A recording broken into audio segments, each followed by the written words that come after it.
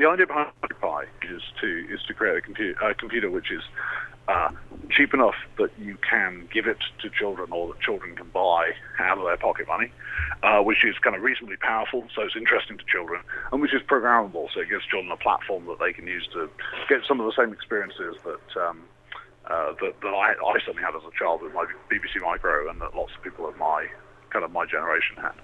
And so I suppose education is sort of at the heart of the project then? Yeah, absolutely. Education was always the original goal. I mean, I think that we found some other potential uses for the device as well. So it's seen a lot of interest from the hacking community, the kind of making community, people who like to do homebrew projects with it. But yeah, I mean, education, and particularly children's education, was always the original the aim of the project. And I was reading that the sort of origins of the project came from a disappointment in the computer skills that some people were having. Yeah, we had a number of us who are involved in it have been involved in undergraduate admissions at Cambridge. And we were just really, kind of the middle part of the last decade, I guess, became really dispirited with how little, how few people were applying, and B, how little the people who were applying knew compared to maybe what people knew 10 years before that. And so you sort of think that you need to start at the bottom to build up that computer interest and experience then? Yeah, it's this thing is a pipeline, right? You start off with 8-year-olds doing a little bit of programming. They spend their childhood, spend your evenings and weekends programming. Certainly, if you're anything like me, you spend your evenings and weekends programming, and then you get onto a computer science course. You add some of the gloss, some of the kind of the formal theoretical gloss to what you know, and then you potentially go on into a career. So there's this long pipeline, and one of the reasons why we've got a problem is that this pipeline is so long that when we stopped filling it up in the 1990s. Nobody noticed for years, because people continue to fall out of the pipeline for many, many years. It's only 10, 15 years after kids stop learning to program that all of a sudden universities and industry are saying, "Oh, hang on, where are all our applicants? Where are all our recruits?" And so, with a big growth in the importance of computers in general, it really needs to be sort of a long-term project. Yeah, what we're talking about here is 2020. We're talking about the people who are going to enter university maybe in 2020, people who are going to start entering jobs in 2025. Where do you think we are with the sort of current teaching of IT, computer skills, and that sort of at low levels? I think we're in a situation where there is a shortage of qualified teachers. There are teachers, and there are a large number of qualified teachers. It's just there's more, however many qualified teachers there are, there's more demand. There's an insatiable demand. Those teachers are currently somewhat hamstrung by a curriculum that forces them to teach, skills, computing skills, rather than teaching people, teaching how people how to be computer users, rather than teaching people how computers work, and how to program a computer, how to make a computer do what you want.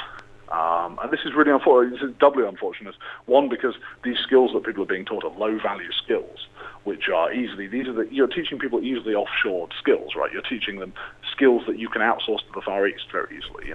Data typing, data entry. How much data entry happens in the UK anymore, right?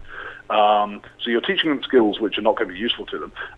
And these skills are also simple skills, which, everyone needs to know how to write a letter in Word, right?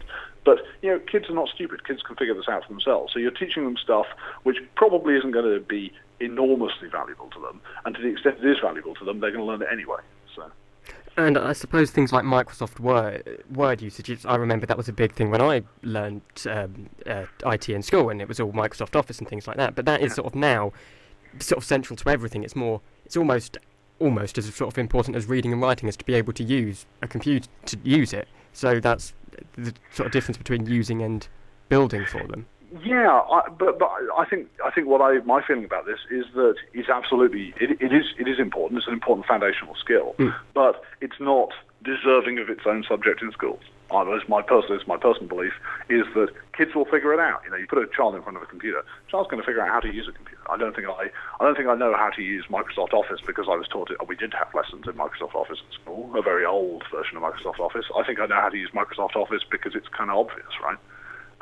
It's one of the reasons why often you ask children, what's the most boring subject at school? And they'll say ICT, they'll say computers. And isn't that horrific, right? Because computers are fun, right? But the way you make it boring to kids is you spend years teaching them stuff that they know how to pick up in minutes. And then people who are interested in that sort of thing, myself included, and many people I've spoken to, tend to sort of be self-taught rather than anything in education. Yes, absolutely. So I think that there's kind of there are two strands to successful computing education. One of them is around formal education, because particularly if you're trying to teach people computer science, as distinct from how to use Microsoft Word, there are basic principles. There are fundamental, underlying, eternal principles, effectively bits of maths, that it's worth knowing. And formal education is a really good venue for people to learn that, being taught in a classroom environment. But there's also an element of self-directed learning. There's also an element of practice. I feel that music, the way that music is taught to people, is quite a good template for how you can teach computing. So, no one becomes a great pianist by just sitting in a room thumping keys on a piano. You need to know a bit about music. You need to know a little bit about music theory. But also, no one becomes a great pianist by just sitting in a room listening to music theory. You need to spend the hours sitting in a room thumping away at the piano. And so it's those two things. So trying to provide support to the education system to give people the formal grounding, and also trying to provide the kids themselves with a platform and material they can use to just do their own self-directed learning. And so that sort of brings us back to the Raspberry Pi itself. What benefits do you think there are to having a device like the Raspberry Pi itself for people to code on? I think the benefit of having a cheap device for people to program on, like Raspberry Pi, is most several-fold. One of them is that there are large numbers of children who simply don't have access to computers at home. It's this kind of myth. Often people will say to us, well, hang on, everyone already has a computer. And really, actually, outside the comfortable middle classes, that's really not the case. So there are large numbers of households that have no general-purpose computer. Then there's another group of households which will have one computer, and that's the family computer. And you don't want to mess with it. If you ruin the family computer, you hack away at the family computer and you format the hard drive, then that's going to be very expensive to fix. That's going to be a trip down to PC World to have their guys re-image your machine. It's going to cost you money. So there's a kind of a disincentive to allow people to allow your children to mess around with your family PC in the same way you wouldn't let your child dismantle the family car. It's a shared resource.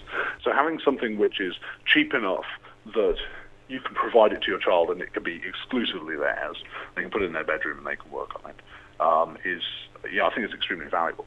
What sort of response have you had from sort of schools and individual teachers so far? Quite a lot of response, particularly from individual teachers. This is what I mean when I say there are some enormously committed teachers out there. There is this very solid pool of teachers. There's an organisation called Computing at Schools who we do some work with, many of whose members are teachers who are actively involved in trying to get more sophisticated computing education into schools. So we've had, from individual teachers, enormous interest in getting their hands on a few of these to trial them with kids. We've had a lot of really gratifying interest actually from kids themselves, particularly teenagers, quite a lot of teenage boys. Particularly, I think there's a certain demographic who've used computers a lot, are very familiar with computers, perhaps have some aspiration to go and work in the computing industry, but realise that currently they have no way of crossing that gap from being a user to being a developer. And so a lot of those people have been getting in touch with us saying, can I get a Raspberry Pi? Can I use it to learn to program? Can I use it to get into the games industry or whatever? That's sort of how it would be used mainly in class in your mind. Obviously, it's open source, so people can do whatever they want with it, the whole idea behind hacking engineering and things. But how do you think it could be used best in classroom or teaching? So I think the idea for us in a classroom environment is that this would be something where you can have a lesson in a regular programming language. It's just this sort of stuff is already going on in classrooms. Teachers teaching people to use either one of the children-focused languages like Logo or Scratch, or one of the kind of professional languages like Python or C. But the difference in using a Raspberry Pi is that when the lesson is over, you can take your Raspberry Pi away with you.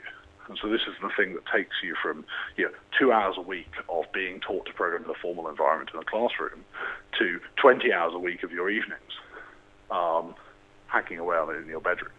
And you explained the whole 2020 sort of idea. How long term do you think it would take for this sort of thing to get more take up in schools? I'm really hopeful that we'll see some really good take-up in schools in the next maybe 2 or 3 academic years. So I think the coming academic year, the 2012-2013 academic year, we'll see some pilot interest. We're going to see something driven largely by individual teachers. That'll be significant, but it won't be all schools by any means. Then the academic year after that, we're very keen to have a much more polished educational software offering, where currently what we have is a device which is very, very targeted at people who already have some little element of expertise. It doesn't have to be an enormous amount, but it's probably not for your. It's probably not for people who are complete neophytes. So the next academic year, a much more polished offering, and then maybe the year after that, we start to see some of the effects of the government's curriculum changes feeding through, and we kind of really hope that will kind of feed the feed the movement and get things moving forward. Is there anything else you'd like to add about the project?